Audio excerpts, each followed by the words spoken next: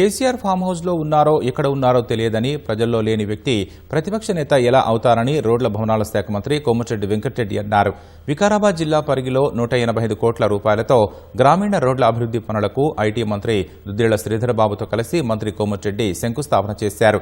BRS ప్రభుత్వ 10 ఏళ్లలో ఎటువంటి అభివృద్ది చేయలేదని, రాష్ట్రాన్ని లక్షల కోట్ల అప్పులపాలు చేసిందని మంత్రి మండిపడ్డారు. ప్రతిపక్ష నేత ప్రజల్లో కనిపించడం లేదని, మళ్లీ కేసీఆర్ను సీఎం కానివ్వబోమని స్పష్టం చేశారు. రాహుల్ గాంధీని పీఎం చేయడమే తమ లక్ష్యమని తెలిపారు. 10 ఏళ్లలో బీఆర్ఎస్ ఒక్క ఉద్యోగ నోటిఫికేషన్ కూడా వేయలేదని మంత్రి శ్రీధర్బాబు విమర్శించారు.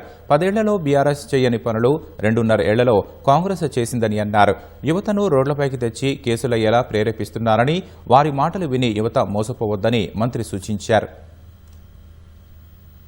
ఇంకా 2 ఏళ్ళైతే మళ్ళా కేసీఆర్ ముఖ్యమంత్రి అన్నాడు. అసలు కేసీఆర్ ఫామ్ హౌస్ లో ఉన్నాడా, ఎక్కడైనా పోయిందా?